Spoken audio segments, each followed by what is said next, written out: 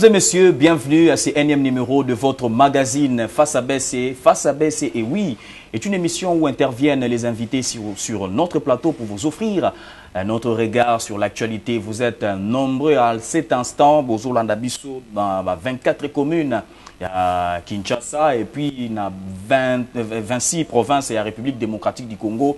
Nabipai et Belé au Bozali ko capté biso na chaîne Nabino Bolingaka Mingi BC télévision pour na émission Nabino auto sombitinia kama kanisi auto panza kanteke na Itali actualité politique de l'heure na République démocratique du Congo. Nazo rappeler bino ba sujet auto ko solo lanango na bana mboka mibale o bazali awa na plateau oyo bazali ba habitué à émission oyo face à BC.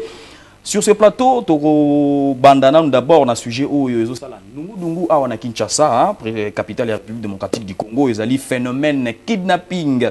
Qui est derrière ces phénomènes? Toko Solango Awa, Nabandeko, Nabaimboka, Toko Betapeli Solo, na Oetali, Seni, tension, tout le monde, Oezoleka, Nabaï politique. Toko Sololango Awa, et puis tension, Oezali entre église catholique, na pouvoir, Binomoro Boyebi était le président de la République. À Pesa Kimbela, na Mbujimai, na Mitingo, à Salaki Kuna, na province orientale. Après, bongo sorti à Cardinal, plutôt Fridolin Mbongo. Voilà, donc on sombiti na makansipé na Italie actualité wana. Et puis jeu de la francophonie à quelques jours, il y a Jewana ou Ekozala Awa na Kinshasa na 2023 Oyo le 28 juillet. Est-ce que Ekozala tu es pays belé local là Canada à côté bongo il y a francophone Québec bango ba royal isusute ça devient très compliqué et comme ko luka soit influencé ba pays mususo balobaka na lopoto ya li français to ebité est-ce que ba kozala na plateau oyo tozali na bana mboka mibale o balobaka kitoko mingi. Alors tozali bongo na Chimba wazali habitué à émission oyo azali bongo président ya Union pour la démocratie et le progrès social ya France azali pe bongo cadre. Il y a Union Sacrée, Topesi Bongo Mbote Azana Liboko Nanga, il y a Mobali, Mbote na yo mwana mboka Chimba. Mbote mwana mboka. Voilà. Nalingi était aussi mba micro, boni santé, makambunyo surtout Union Sacrée, santé na ngonde ngeni. Non, santé d'abord personnellement, santé nanga ezali très bien. OK. Et puis bon Union Sacrée ezali kokoba. IDPS qui na kati ya ndaku, ezana bana oyo ya botosi, ezana bana oyo ya mwanyamu. Mais bango nyoso bazaka bana. Voilà. Serge Taboko, il n'est pas comme habitué à l'émission Oyo face à BC, Azali Bongo secrétaire national, il y a SID, parti cher et à Mwanamboka Martin Fayoulou, il y a côté opposition. Azali Bongo cadre, il y a Lamouka ou Azali coalition, il y a opposition toujours. Voilà, Mwanamboka Serge Taboko, Mbote Nayo. Mbote Mwanamboka Narcisse, merci pour l'invitation. Permettre Ngaïna remercier d'abord le créateur, c'est lui qui nous donne la force, la capacité de s'émouvoir. C'est la raison pour laquelle nous sommes présents sur votre plateau en fait à ko neto bana lingala ya sikisiki ko sombiti nyama kanisi pour que mboka na biso ko kenda liboso na bosanité ba congolais nyoso bazali victime ya ba intolérance bazako kanga bango bazali ko enlever bango injustement par l'oligarchie par le système monarchique que ils imposé dans le 21e siècle na Congo.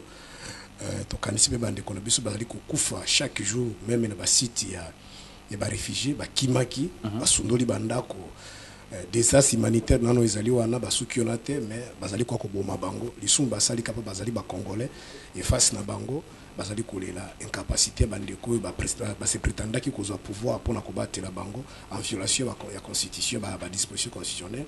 Donc tout pesi bango kaka makanisi pe likeke ba payer belé na sina mokili oyo ba état ezali te akutanga nyonso mais ba États-Unis ba France ba Chine ba mona ka pe pasi baza ko mona meto bunda ensemble na bango ki na 2023 awa to kanga parenthèse oyo bandeko bazali na bango mieux placé ko sala ba concert ba anniversaire ba kende ko continuer mais comme Congo ezali boutique privée te ezali un bien commun, c'est une république. Donc, on peut pesa batu musu makasi ba ko tonga mboka na biso na pesi peso ko débattre na ngambote pe bande ko yonso ba ko landa biso kacho bisika. Merci beaucoup. Merci beaucoup na yo mwana mboka Serge Taboko.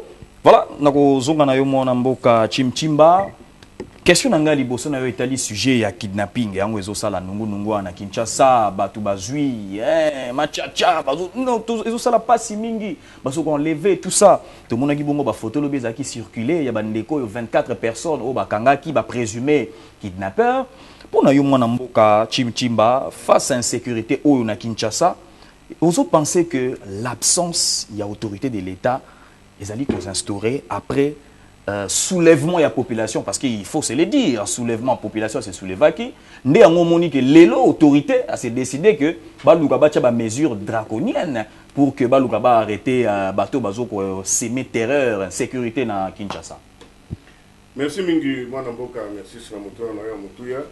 Mais toko nako yanula na mituna oyo yokutuna.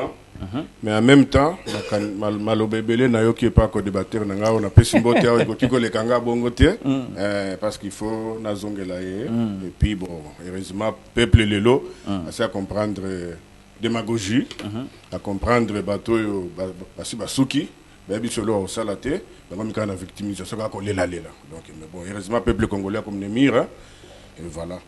Bon, par rapport à Makamboza ko le kanambo qu'on a effectivement le Congo est un mboka où ils allaient na kati insécurité. Insécurité en mboka Congo et bandi le loté, bandi kala. T'es tombé dans le son au Italie. Kidnapping. Parce que kidnapping il y a cas du jour au lendemain et botamika le loté. Il faut genèse bon moi ni ce que ma benabino, botala kangonga, beaucoup na ba raccourci. Mais tu es Kinshasa bon côté quand même. Oui, Kinshasa bon côté. Mais Kinshasa n'a pas enlèvement. Papa Nangaï. Oui, Kinshasa mbala liboso qui enlèvement na kati Kinshasa. To solo là. Banda yo botami. To solo là. Ah mais merci. Donc il mituneza yo voilà. Effectivement insécurité za na kati mboka. Insécurité et Oumeli. Et Oumeli je crois chance ya ba congolais na ezali ya komona ke lelo na mutu ya mboka. Mwana mboka Félix Tshisekedi Tshilombo, son excellence azali na ngwende.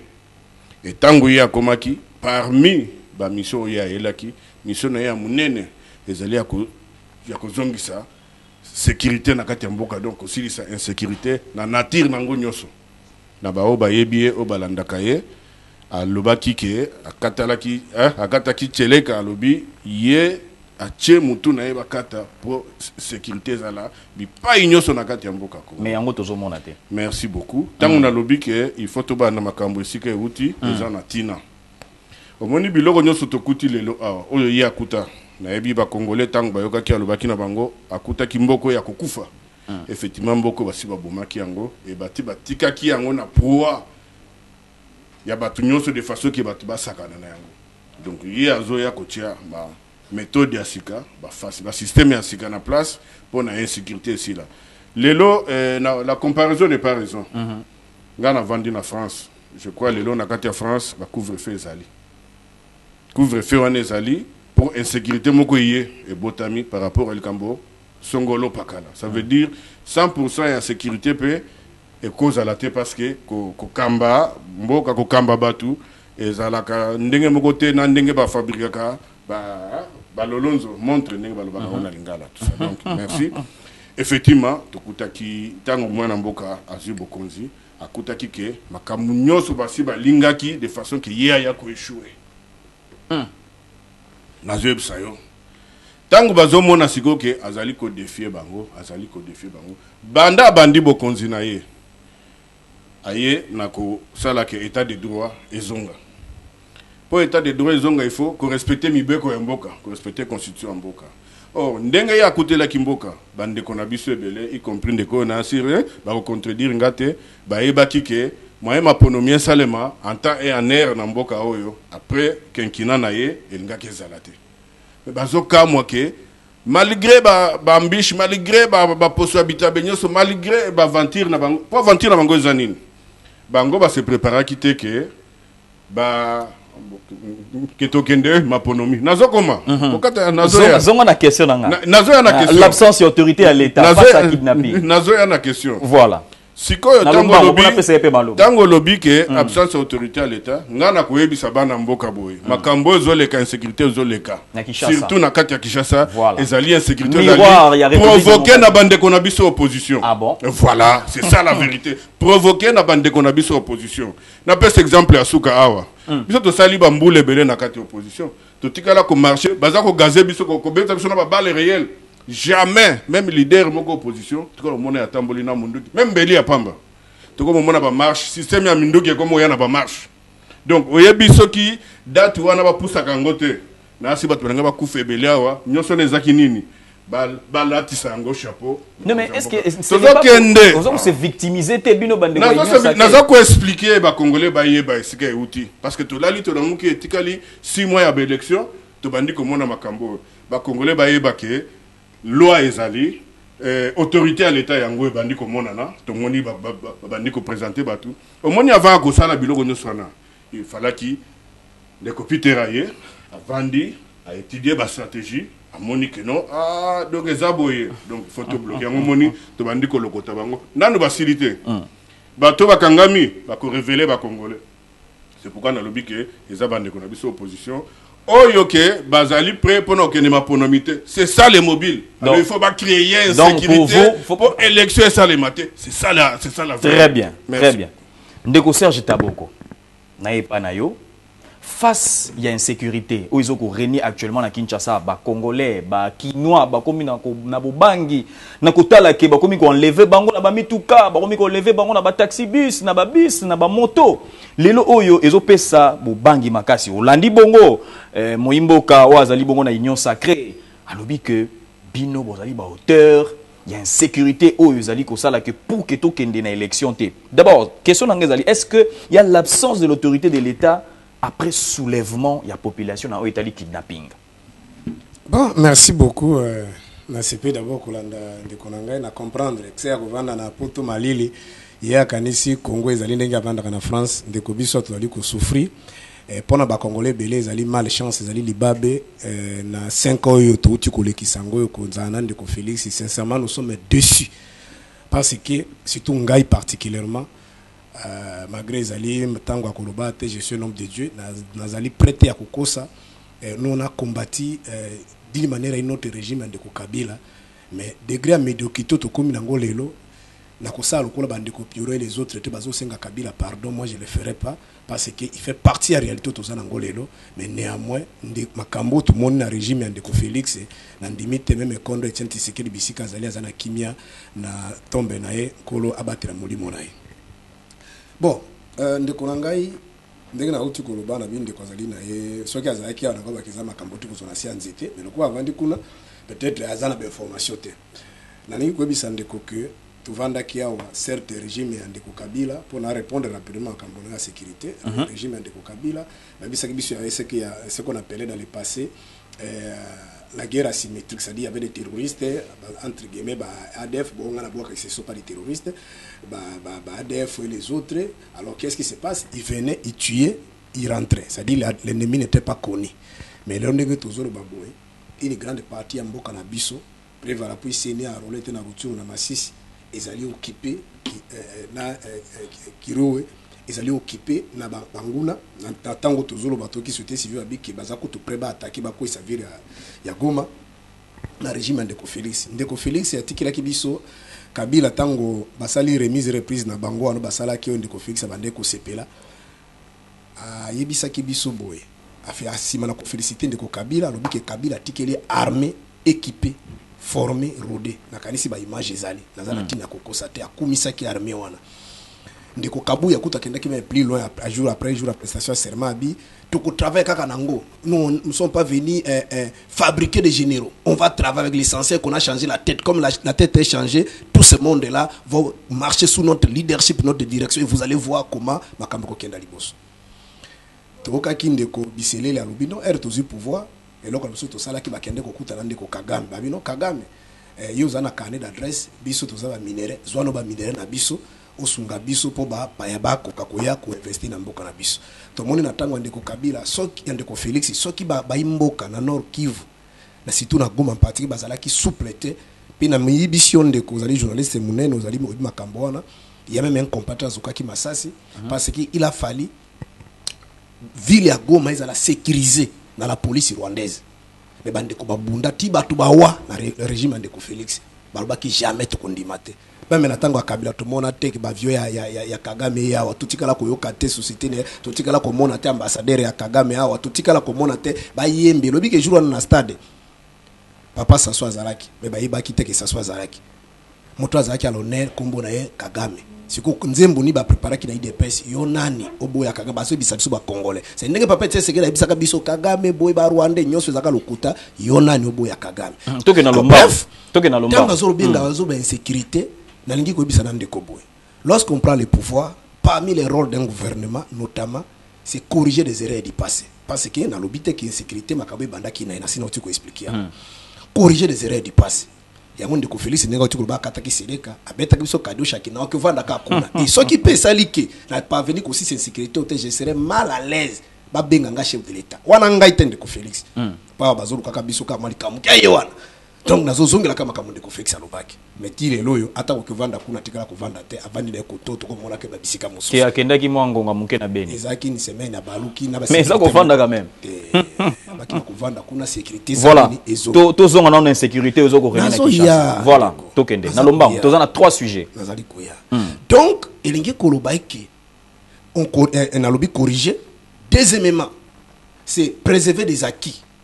C'est-à-dire armée ou vazo batira quand de Félix na ndimite ya muta former bango akuta ki bango préserver des acquis et yasuka imprimer de nouvelles données c'est-à-dire nino ezala kite bato bakanisa ki tango akabile zakite tango régime passé zakite tango na biso eloko asikato citation ça empire ndeko na tango ya Kabila na limbisa ngana zozungila ka kombo na parce que pesa ngaka ke botika Kabila pa botika Kabila pe mana est-ce que mwana mboka ya zakile na France est-ce que na maluku bande ko bulu même mobondo ya pamba mobondo ulandi mbosa lobiki biso toza makokia kobundisa mobondo te il faut to vanda to solo na bango mobondo azali ko boma na ba flash pe ba image ezali oyoka bato mobondo abiki soki to sisi nano bona kotanga biloko atepe ko sala passe communauté bango bazali ko attaquer wana siko to kokenda na est mais ba konza mboka ba yebi ba image ezali et c'est ça comprendre c'est pour répondre à ta question que l'insécurité c'est prémédité c'est organisé dans des pays sous-développés ça se passe comme ça.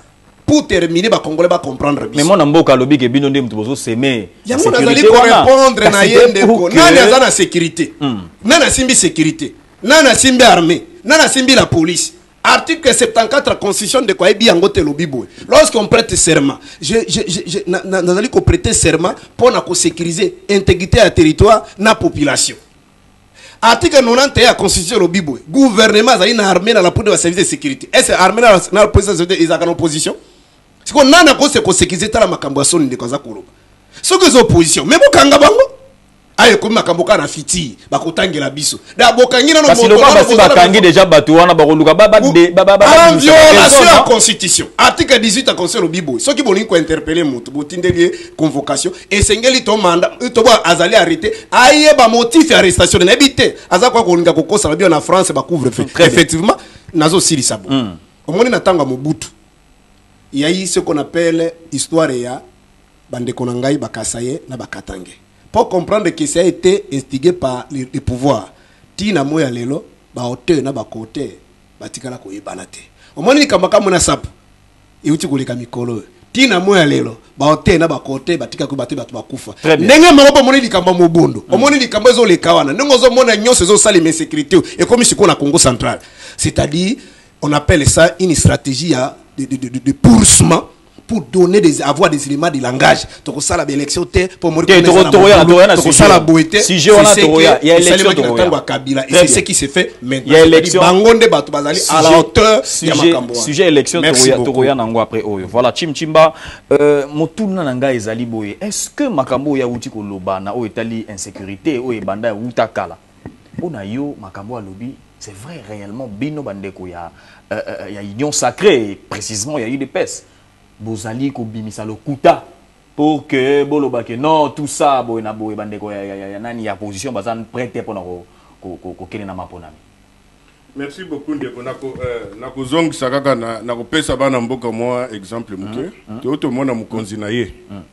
Alobini non, il a se présenter sous te. Te toroya na élection toroya. Pardon, déjà na PCND. Très bien, Toroya na élection. Élection Toroya. Eza réponse na question autour pour na kolakisa pour na nini insécurité za na mboka. Toroya na oya sujet ya insécurité. Toroya na oya élection. Na ina profiter na ebisa ndeko oyo alobi que soulèvement ye aza asepelité pour na akoki ko kumisa Kabila te parce que ayebi que Kabila azali moko ya malheur oyo biso toye ko hériter. Maintenant, entre-temps, ce que vous avez dans le blog patriotique, c'est Salani. Il y a des choses qui sont Congolais. Donc, moni tango yébité. Il faut se mieux que tout. Au talanayo, tout ça. Bon, bazana Kabila, mais balingi na butu, bazo conspirer, mais na moi, bazana yete. Merci. Balobi, tozo kende, tonito kende ba élection, ça, ba biteni msusu ya mboka. Na ABC ba Congolais awa ndenge to banda ko loba depuis quand na loba ngona na émission na yo awa na lobby il y aura élection ma pona mikoza na mboka oyo en temps et en heure. Donc le 20 décembre na yebisa ke osoku to ngoza la candidat banda ko bongama. Donc ndenge to candidat ndenge to zaboye to kende maponomi ba biteni Congo mobimba ba ko voter contrairement na biso l'air to kotaki na pouvoir une partie en mboka ba voter pona ko lakisa eke makambo ne bandika la et puis to yebi esika ezouta lelo tozo ko akize bango parce que bango bazali ko pesa beki na bato bazali ko bondisa ba Congolais banguna Congo pona to ba intérêt na bango ya mike.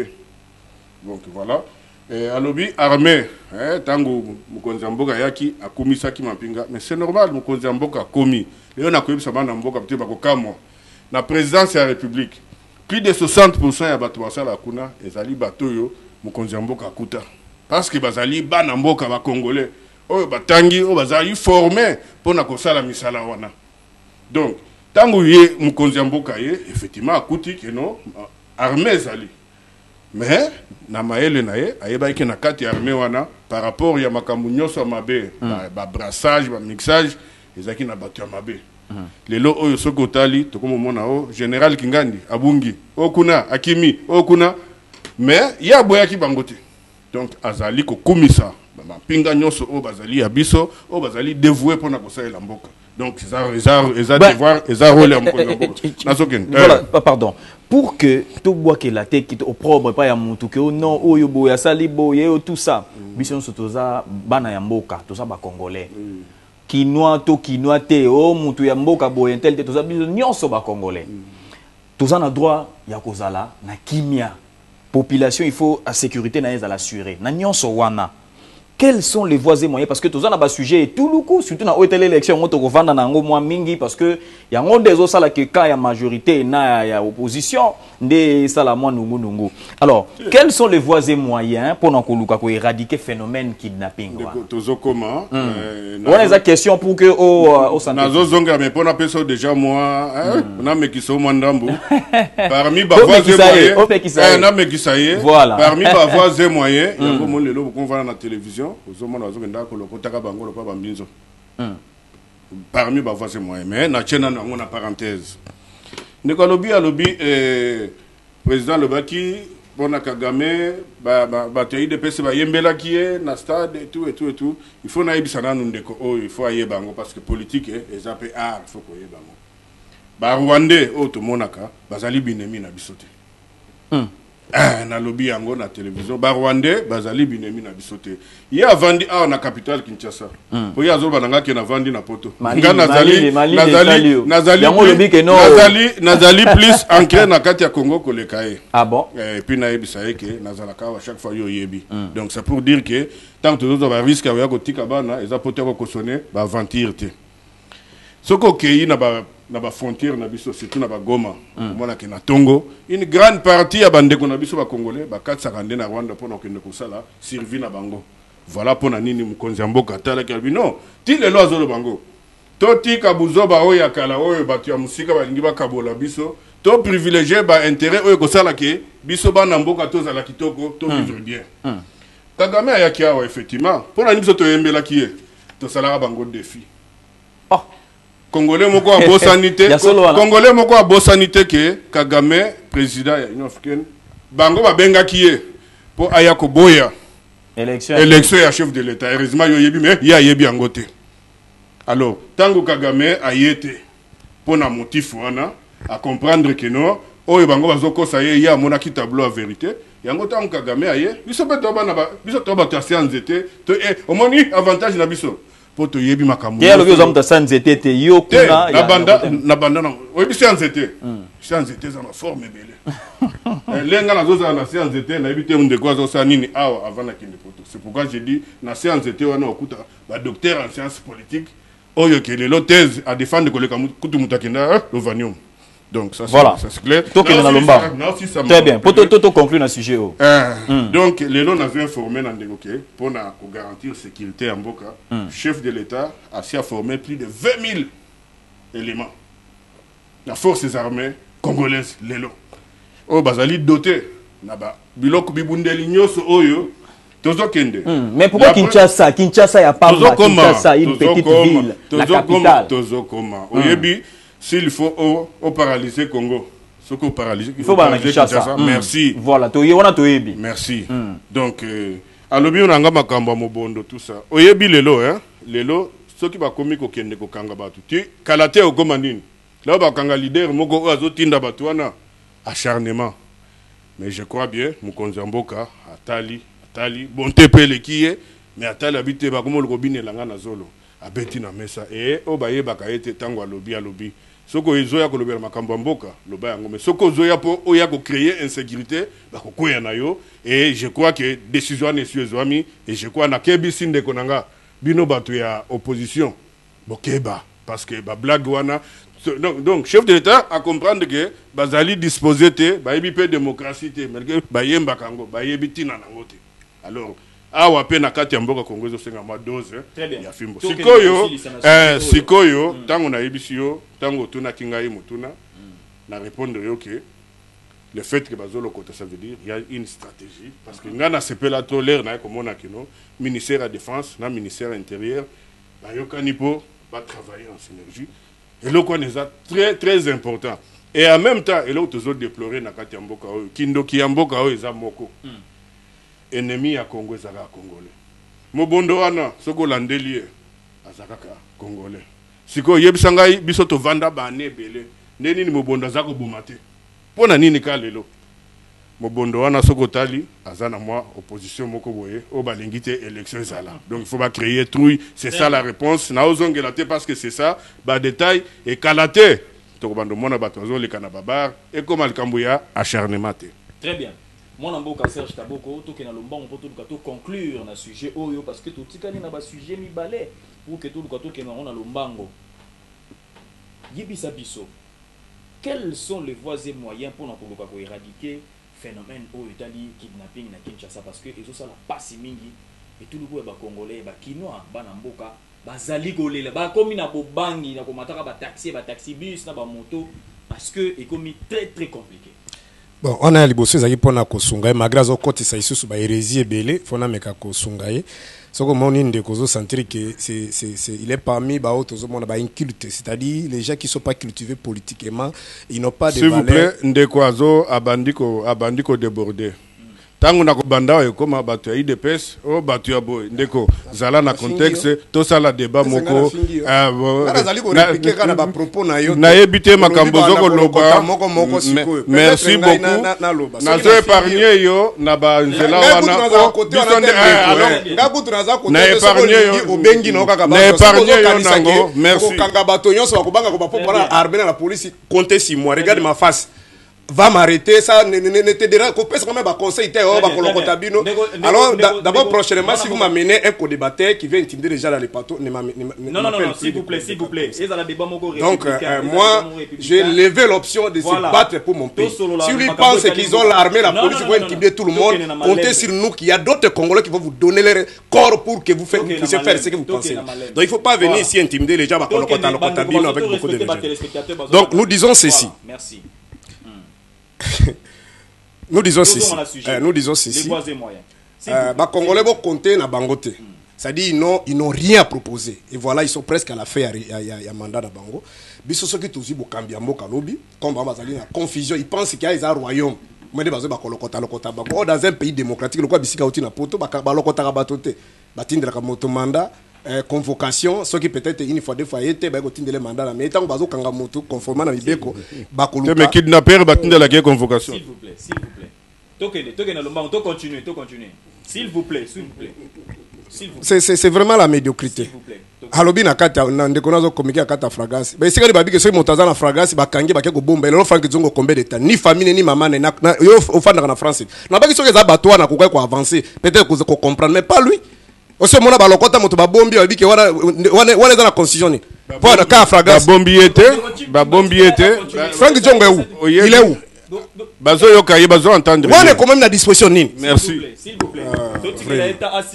Donc, les Congolais, ceux qui ont eu pouvoir, rapidement, la boyer, parce qu'on a une vision, on a un projet de société et on a un programme qu'on doit étaler ça d'ici là.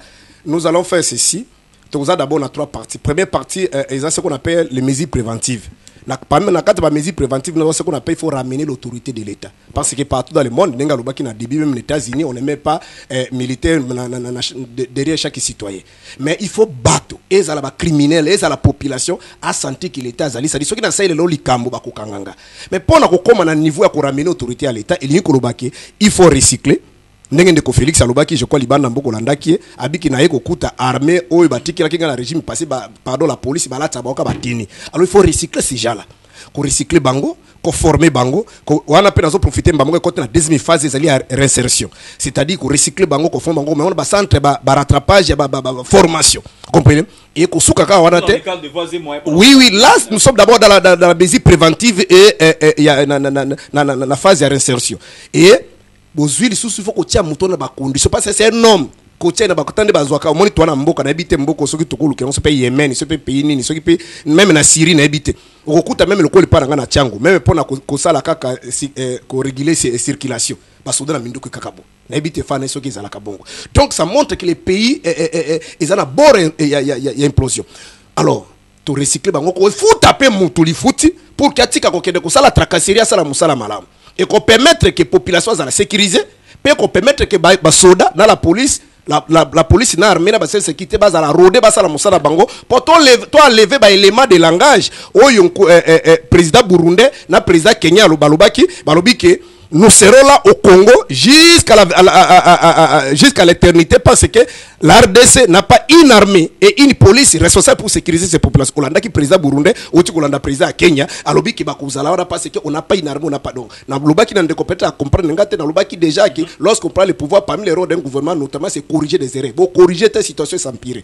Donc voilà ce qu'on a dernière étape et ça na lobi préventive réinsertion dernière étape et la répression. Et ni kolobabu bare kasitra ba on va kosala musala malamu to ba teti bazanga kate il y aura des peines c'est-à-dire ba peine moko exemplaire à travers des condamnations pour na kubangi sa kopesa leçon totoli pa ba mususu et ou soit to kokena ba condamnation même ya ba travaux forcés ndenge baza ko enlever batote batina bato ko sa misala bilanga makasi mais ba condamner moto peine ezali travaux forcés mutuana ake ko sala peut-être bilanga masangu et si de suite. Voilà politique to kozana ngo ezali to bango bazale bazana vision te bazana de l'autre côté o ki ko la dande ko ni je crois Kasongo abi l'hôtel de ville ya azali numéro 1 à la police ba abi bazata na fichette ya kuyeba so kimi tukeza combien siko yebisaka mboka aboy nde ko face mbula mitano ile kika bazo kenda zo tikabiso permis de conduire ezalité carte d'identité ezalité donc mboka aboy balobi ke kala mingi te carte d'identité mande sile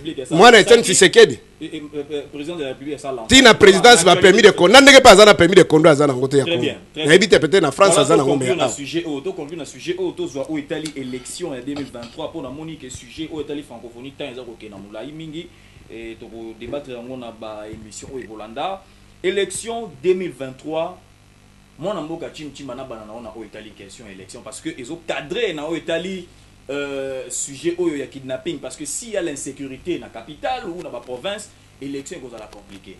Voilà. Donc quand on a mon élection Italie élection 2023 où ils allaient se profiler à l'horizon en 2023 dans le 20 décembre, comment obtenir les élections inclusives ce qui pouvoir na opposition bazali réel bazo se regarder droit dans les yeux pour na ko yokana pour na ko sala ba élection ezali transparente et puis apaisée. Ndenge nini élection wana il faut boyokana nango na opposition mutuna na yango wana ndeko chimchimba Merci beaucoup Ndeko. Son micro. Nakoyanula mituna na yo. Nalingi na rappelé kaka. Nalombango s'il vous plaît parce que tout ce Ndeko na ebité soki azali na asolagana président na ye ou pas. Azali secrétaire national. Na ebité bazana. Non, moi je suis cadre, je suis communicateur. Bazana projet de société mais président na ye moto a porter projet wana a postuler te. Na ebité soki bon bato ko kanga nini wana. To kotisko na débat. Aye alobi biso to na retard ya ba mesure mais biloko nyonso atangi wana nde biloko nyonso tu oyo ezokende na kosala auto sala ka déjà auto zo sala déjà. Eloko ye abosani eloko ye abosani eza ya koyeba ke lifuta ya mampinga bamatsango mbala mine uto mukonzi ya mboka ya tilelo Combien? ya yebite alobi boye azoboya soda oyo atelemi azana mundugi po ebatela ye contre ben civique mais azoko prôner que ceux qui bango bakomi bakanga ben civique wana basala bango ba peine capitale, ça veut dire ba boma bango wana maroba na ye.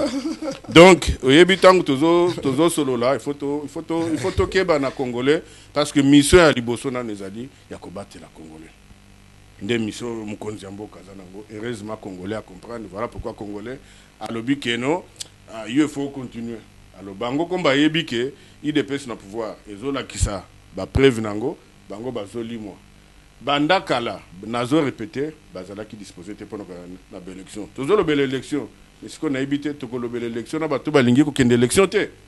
C'est ça la question que oyo nga nazo mituna po yote mutotuni yango.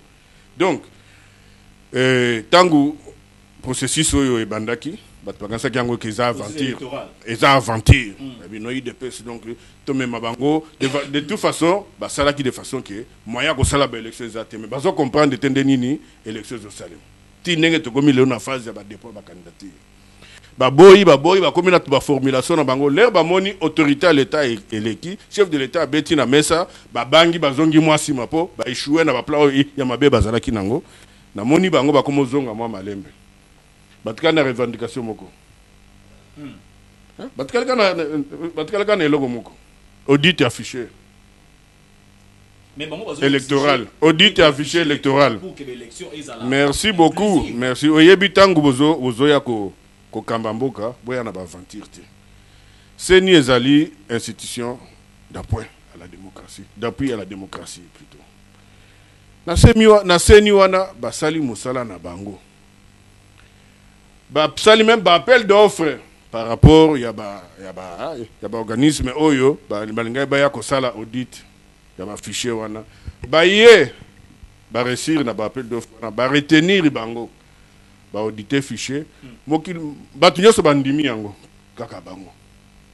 Donc lelo lokola baza soni ebomaka pe bango te eloko ezozongisa bango eza nini loko mutu faut appeler na parole. Pourquoi na quand on a bino bande pouvoir bolukité plutôt ndeko ya seni to lo babongo te parce que pouvoir d'inter organiser ba élection voilà pour ça la boyokani bande ndeko ya mwana mboka Denika Dima pour na kunduka ete mutu moko waza libana ba ko sala audit ya fichier électoral organisme moko international pour boya kunduka ba sala audit électoral fichier électoral parce que pour que l'élection est à la transparente il faudrait qu'on y ait parce que les lots lingi susté que makila ya bana mboka ya Congo etanga nazako na sens wa nazako rappeler yo na ndeko bazola na ngambie o ba yokinga bien appel wana salamaki ya bato libanda ba et puis parmi bato ba audita qui fiché bato libanda bazali ya yebi donc pour na ba moni ba inclusif te ça veut dire bango bazali na plan wana te pona bango élection ngako za nango te pona bango photo de dialogue poto ka bola ba pouvoir biloko ne za kale ko za la soute parce que pouvoir on bozoka bula ya batata na bino non eza limboka ba congolais siko ba comprendre que oyi po nini bazongi pona monaki mukonzi na kindaki na seni bandaka la président Kadima que je salue que je félicite azako benga bango mais bazako boya bon persistance à bon fichier électoral merci voilà accueilli les lots pour nini parce que moni batunyo so bandiko sila et déjà batu basi basilaki neti ndeko na monieka bimika mikolo mais on nyos tout bazalaki basi ba ponyokaki siko ba batikalaki batala bi do yo ça veut dire na mwa kwanga na biso babandi ko kima ye alors de père gatikala ye moko ndia yesko kozonga lokwa masoso moko polimbula alors lokola ezali aza congolais aza mwana siko pour na yo pour obtenir élection inclusive il faudrait bino na opposition na majorité bo sala ndenge ni balekaki kuna namonaki basepelaki na ndenge ndeko kadi mayambaki bango banda aza kobenga bango baza koyate bapesa ayokani pete bapesa non bapesa biso délai dans délai ko kite bakozonga lisusu alors ngai nazali démagogue te tozozela bazonga par rapport à la revendication balakisa bango et toyoka ndenge nini seigneur ko décider selon indépendance na ye donc jusque là tozali dans le bon. Nous, ce qui nous intéresse, c'est que nous avons ceux qui sont candidats, ceux qui sont candidats, Zinga Naye, à Kenda se préparer, ça va dépôt ma candidature. Très bien. Donc, ma bonomie peuple à départager biso. Très bien. Ndeko Serge Tabo koto ke na lombango vraiment minute ezali ko poussa na mingi. Question nanga ezali pour que les lotos aux élections inclusives bino bayi à opposition na bato ya majorité, il faut bossa la ndenge nini pour que bana ya Congo basepe ba mona peke élection leki sa makelele sa bitumba sambo et contestation faut bossa la ndenge nini balobi peke bino bozali prêter pendant kokena mapona ko bala yango mbango za makambo azo makambo ya bosembo te hein makambo ya bosse to baka makambo ya science te parce que moni quand nous venons dans des débats on mona ki oyaki penda boé wa keri ba connaissance moko sentir que quand même et bon mo mona mbe biloko musu bazolo bandeke to moni to mesangi bandeko ndike to zo balelo ba americain ba ye bazo benga na kabila ça dit ki ba biloko bonga ndike ngolo to weke zo masula ba science te zo bo siko ba ko pe na pouvoir o mona so ko keme wana o mona musu bato abana ndenge zabu société ba to sa société bazo nommer 10 000 personnes ndenge dozo mona ba débat moko zo lukata ndenge ko forcer na kati ezalité mais na ngina rappeler bandeko ando de ça aux congolais ata lelo bo baby parce que boké ko pouvoir na blonde bozio na ndeko na ngalo baki ki y a un arrangement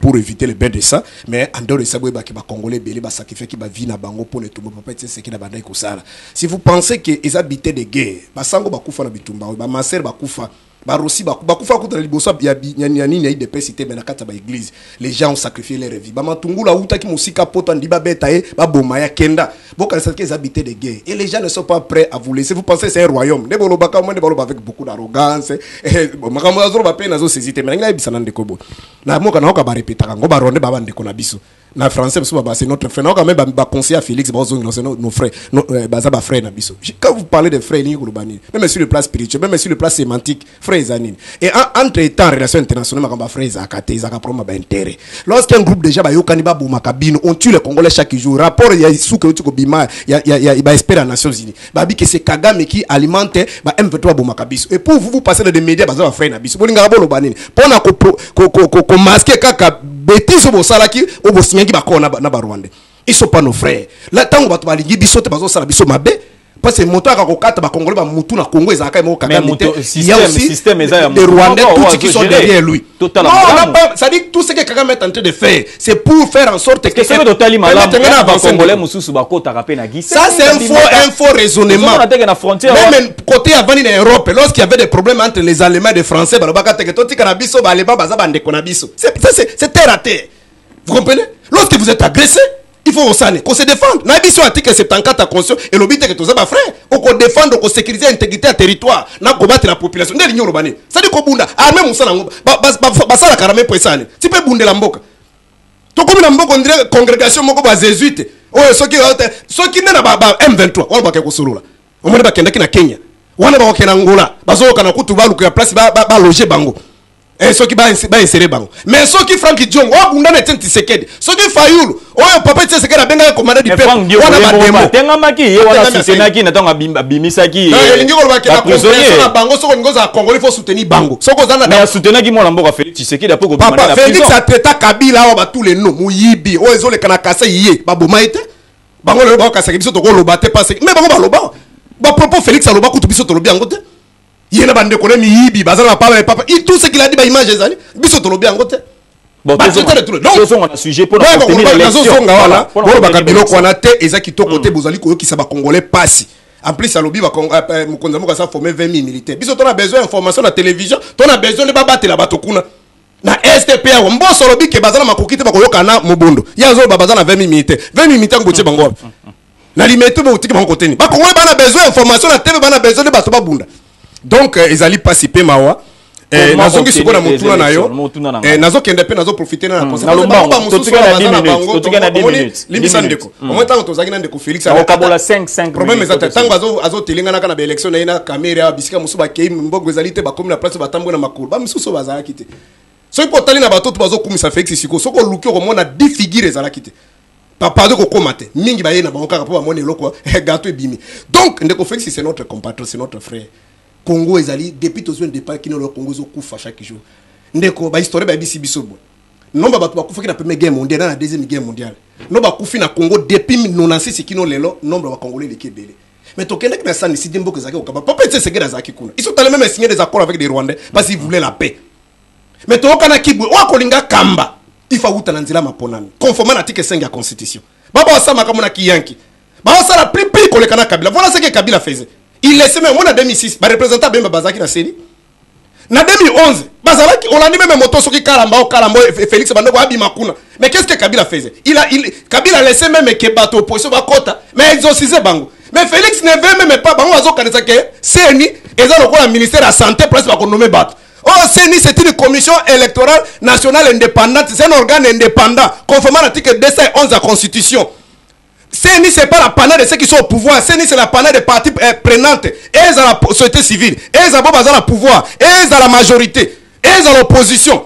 Parlementaire ou extra-parlementaire. Elles ont les kambabatou nyoso. Elles ont les kamabinoté. Mais bande kobalingite, pour ton information, loi électorale. Et Salemaki. Na ndenge uzaki te so na poto tunambata beta ki munoko na nzoli wana top Congo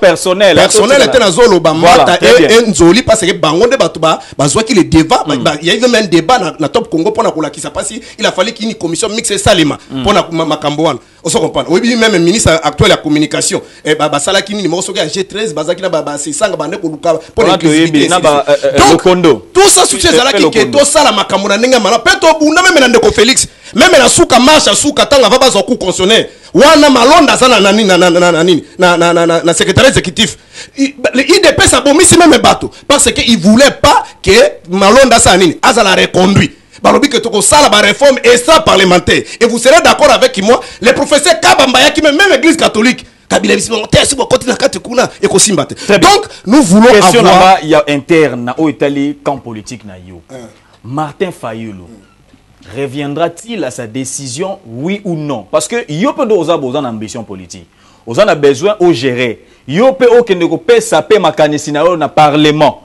Mais na comment on a été mon amboka lingas mais ma politique ya chaise vide na oyo zalaka la bandeko ya IDPS na 2006. Yango pe oyo mon amboka Martin Fayulu linga kenena yango parce que tout le monde déjà ça commence à se vider. Mon amboka nani député national au Kombo Kiminga Outiko Kende Ados Ndombasi.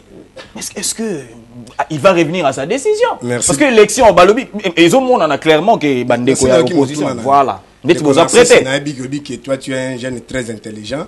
Olimbisa, na linga ko répondre non pas parce que nazo bouya tam sula ko bakina ko sala attaque. Et on est allé c'est la Teto attaque personnelle, Teto attaque politique. Tango Fayou basala qui pour le président majoritairement choisi par des Congolais, par la majorité des Congolais. À ça qui pour des presse. Alobi parti en français, à même la linga. Ni li par fala lobaki qui a beau processus électoral.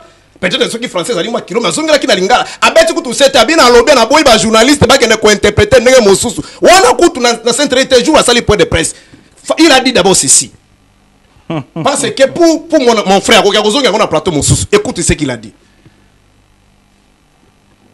les CID et la Mouka ne déposera pas de liste de leurs candidats à présidence jusqu'à à la législative. À tous les niveaux.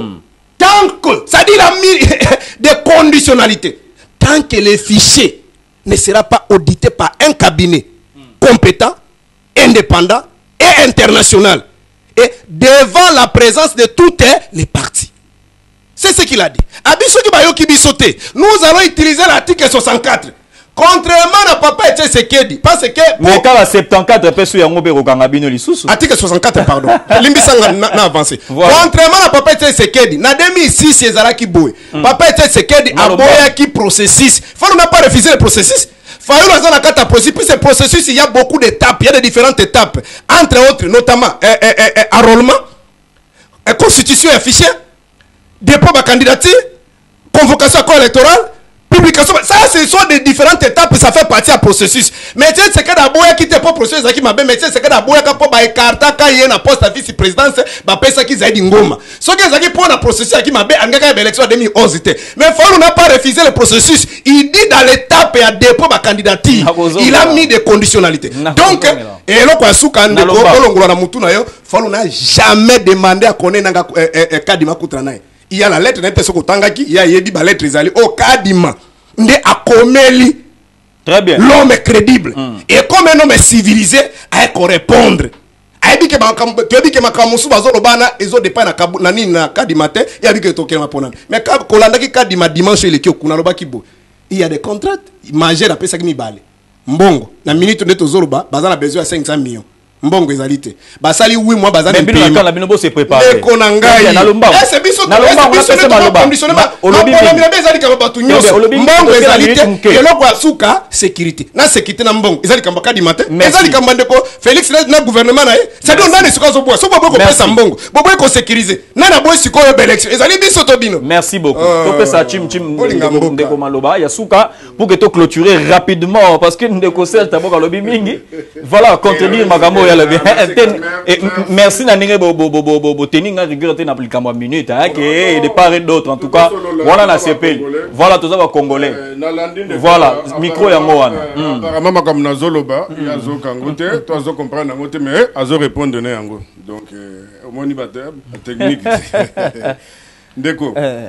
Abi ongo ke baloba ibongo teke ba ko kende élection de. En plus c'est réellement ba konsa ki limbisa pardon une seconde réellement so konsa ki na loba ki teke ba ko sa ba ko condamner bato à la peine capitale. C'est pas ce que j'ai dit. J'ai dit les peines exemplaires. Yondo za ko komaye. Corrija ki menga na yokaki. Très bien. Les paroles ne s'envolent plus. Ndeko nanga na tikali ko loba teke Fayulu benga ki kadima. Po eza musala ete eza musala ya ndeko kadima présence ni ya kobenga ba congolais nyoso pour que l'élection dans la paix abandi ko benga ye kaka lobby te awa soki yo kanisika bengi ka lobby abanda ko benga ye na baninga na ye banda utokala parce liboso to banda ko reconnaître ete parce que ça merci non merci s'il vous plaît non il faut une civil l'église utemi baki kondima pe bandimaki lokola ba bandimi biso to ko boya te asili sa minute ba ko signaler nga kuna déjà ba ko katanga mission silisa minute nazo comprendre magie nini to miracle nini oyo boboyi mutu melelo boyo sans condition élection c'est ça le dynamisme ya politique ya Congo par rapport à opportuniste. Voilà, c'est une période où on a tout na kosilisa ngo malembe comme appelle pour ça la politique. Tu sais que tout à traiter ba sujet mon il faut un problème tozali na biso. Voilà. Ndeko alobi na biso zo continuer ko traiter biso ba tu science été. Mais ce qui te bokola ki ndeko Fayulu te na science été. Est-ce que yo ngo yeba to ki to bokola ki yete yo linga ko yeba partenaire nana ke no lukaye ye mta ko luka na science été wana bazakina papa depuis na conférence nationale souveraine autaki poto mamoka la ko sakana na papa wana te un peu de respect j'ai beaucoup de respect et alors ko confondre te ke bazaki na ye oyebi so ki zakara ko tatenga mtulenga na kota la conférence tous on a sujet. Donc c'est pourquoi nous allons marquer tant qu'on doit débattre ma campagne. Tout ça là va aventure mais qu'on le batte que bazaki na conférence. Azaki na conférence. Je respecte ngabenga ke ya Martin.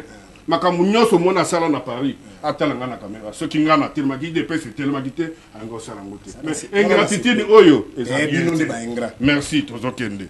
Lobi bazo signaler mission lingesi na lombango ndeko chimchimba. Alobi biso ba M23 tozo baza ba master et puis ndengeni biso tozolo ba keba Rwanda baza ba frère. Il faut yeba bien apesi exemple ya mboko ya vandaka te. Allemagne na France.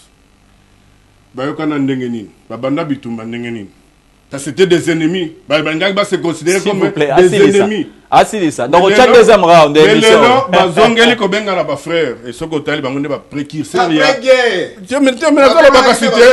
s'il vous plaît voilà pourquoi un homme politique un homme politique akoki kokosone nyonso sauf la guerre parce que guerre yeba na tango ebandaka yeba na tango suka guerre wana c'est on le but un homme politique akoki kondima nyonso mais bitumba te ça veut dire quoi? Ce n'est pas dit que le président Félix Aboye Bitumba. Ce n'est pas dit que le président Aboye Bitumba.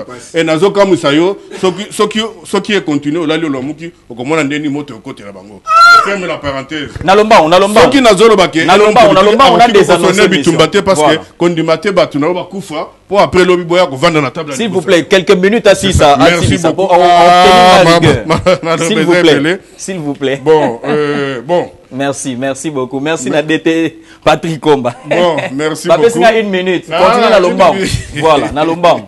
Une minute. Bon, qu'est-ce que je veux dire? Biso Tozali, IDPS, Tozali ba. Vous êtes prêt pour l'élection? Tozali bato to banda politique nani opposition na mboka oyo pona mboka kende malamu tout ça. Biso le to boyaki ndenge ya lobby ba qualificatif. Bon, processus to nini to boyaki yango. To kende kite, to sasimaki. Tondimaki mboka continue ki to sasimaki alors bango pe ceux qui bazolinga koboya processus démocratique oyo papa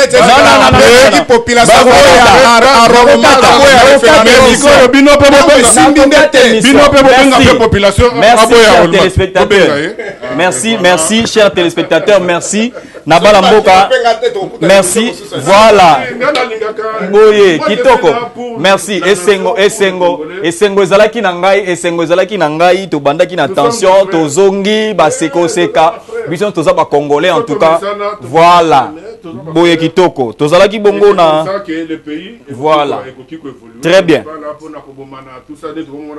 très bien na loboko ya gauche tozalaki bongo na ndeko Serge Taboko azali bongo communicateur ya SID parti cher à Martin Fayulu cadre ya Lamuka na loboko ya mobali tozalaki bongo na mwana mboka Chimba azali président ya UDPS Île-de-France plutôt France et puis cadre ya Union Sacrée merci to traitaki ba sujet o ezalaki élection kidnapping awa na Kinshasa to kozonga na ba sujet mususu parce que ngonga ezali TV ezali ngonga merci na bandeko ba assistaki ngai na réalisation na moni bongo Junior Kandolo na réalisation plutôt na régie finale na moni bongo Patrick Komba directeur technique na moni Blanchard Zola wazali na coordination et puis na supervision et Orly Kiaz Générose et Sengo ba sungaki nga na mokolo ya lelo merci na bino bana mboka obozaki liboko ya kolanda biso na émission face à baisse et tokutani bongo na mokolo o ekolanda avec le même plaisir bye bye.